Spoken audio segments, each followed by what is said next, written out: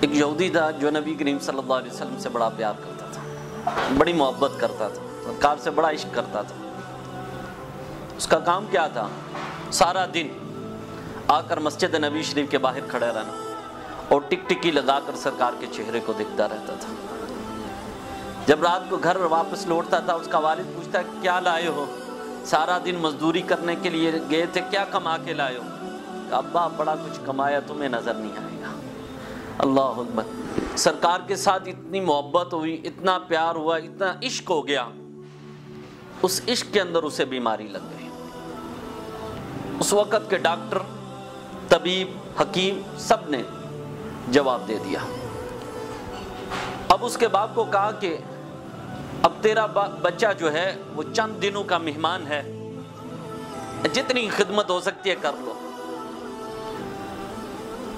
باپ اس کی خدمت میں لگا ہوا ہے۔ ایک دن باپ اپنے بیٹے سے پوچھتا ہے بیٹا تیری کوئی آخری خواہش ہے تو بتا۔ تو بیٹا اپنے باپ سے کہتا ہے ہاں میری آخری خواہش ہے تو صحیح، لیکن مجھے لگتا ہے تم پورا نہیں کرو گے۔ تو باپ کی آنکھوں سے آنسو آ جاتے ہیں، کہتا ہے بیٹا کیوں نہیں پورا کروں گا؟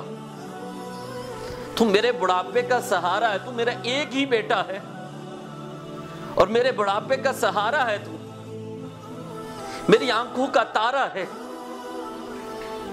تو جب تجھے دیکھتا ہوں تو میں خون کے آنسو روتا ہوں، میرا کلیجہ منہ کو آتا ہے، اور تو کہتا ہے کہ میں تیری آخری خواہش نہیں پوری کروں گا۔ بیٹا بتا تیری آخری خواہش کیا ہے؟ میں ضرور پوری کروں گا۔ اللہ اکبر۔ اس بچے کی آواز نکلی، ہائے ہائے۔ ہم سب کی دل کے اندر یہی تمنا ہونی چاہیے کہ آخری وقت ہو تو ہماری زبان پر وہی بات ہو۔ اللہ اکبر۔ اس بچے نے کہا ابا میری آخری خواہش یہ ہے کہ میں محمد رسول اللہ سے بڑا پیار کرتا ہوں، بڑی محبت کرتا ہوں، بڑا عشق کرتا ہوں، مرنے سے پہلے دیدار مصطفیٰ کرنا چاہتا ہوں، سرکار کے چہرے کی زیارت کرنا چاہتا ہوں، اور کوئی تمنا نہیں میری۔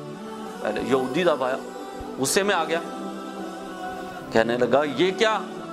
جس سے ہم نفرت کرتے ہیں تو ان سے پیار کر بیٹھا، اس سے دل لگا بیٹھا، اس سے عشق کر بیٹھا۔ پھر جب دیکھا اپنے جوان بیٹے کو سامنے کہ تڑپتا ہوا کہ اب کچھ دنوں، کچھ گھنٹوں یا کچھ مہینوں کا مہمان ہے یا کچھ لمحوں کا مہمان ہے، چلو آخری خواہش اس کی پوری کر دیتا ہوں۔ مسجد نبی شریف کے باہر جا کر کھڑا ہو گیا۔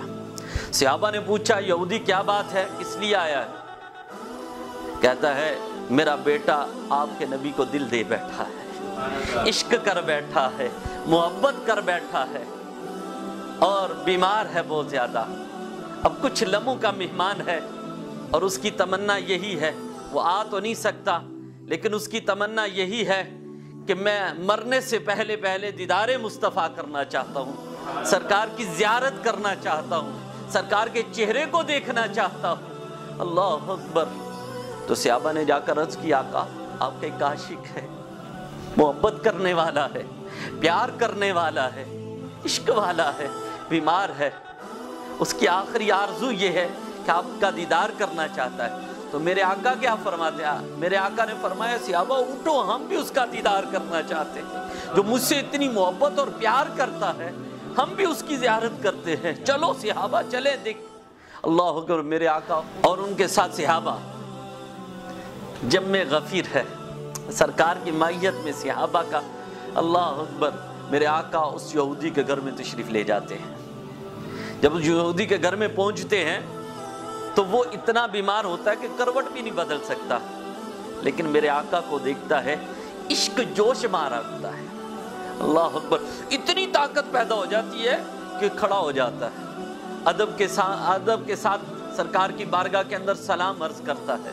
میرے آقا اسے سلام کا جواب عطا فرماتے ہیں، وہ عرض کرتا ہے آقا باقی باتیں بعد میں ہوں گی، مجھے پہلے کلمہ پڑھائیں اور مسلمان کریں۔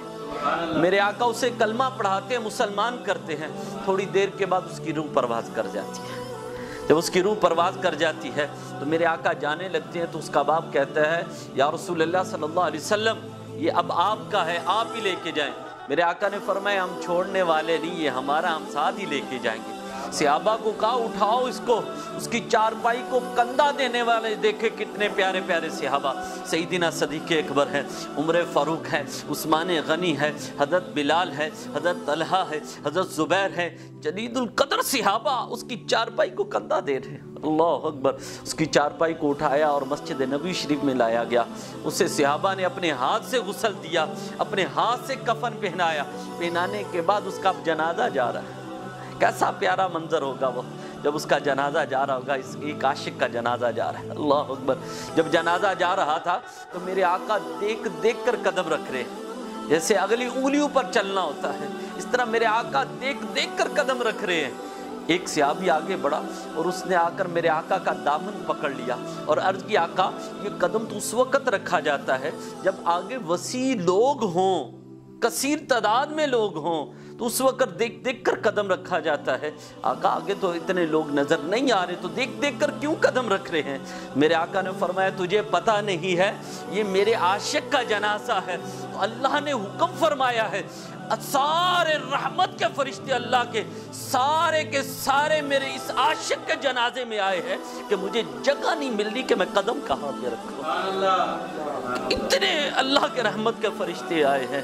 اللہ اکبر، اللہ اکبر، خوش قسمت ہے وہ خوش قسمت ہے عاشق، صحابی بھی بن گیا اور اللہ کے رحمت کے کتنے فرشتے اس کے جنازے میں آئے۔ ایک تفسیر کے اندر میں پڑھ رہا تھا کہ سید اپنا غازی علم الدین شہید کا جب جنازہ جا رہا تھا تو سید دیدار علی شاہ صاحب جاتے ہوئے بے ہوش ہو گئے۔ جب ہوش آئی تو پوچھا حضور بات کیا ہے؟ آپ نے فرمایا اس عاشق کے جنازے میں خود رسول اللہ صلی اللہ علیہ وسلم تشریف لائے ہوئے تھے۔ اللہ اکبر، جو سرکار سے محبت کرتا ہے، پیار کرتا ہے، آج بھی سرکار مہربانیاں فرماتے ہیں۔ جیسے غازی ممتاز حسین قادری کا جنازہ لگا لو، غازی علم الدین شہید کا جنازہ لگا لو، دیکھو کتنی دنیا تھی، وہاں پہ اللہ کے رحمت کے فرشتے بھی موجود تھے۔ اللہ اکبر، بات یہاں پہ بھی ختم نہیں ہوئی، میرے آقا نے اپنے ہاتھ مبارک سے اسے لحد میں اتارا اور جب قبر سے باہر نکل رہے تھے تو آپ نے فرمایا جنتی جنتی جنتی۔ صحابہ نے عرض کیا یا رسول اللہ کون جنتی ہے؟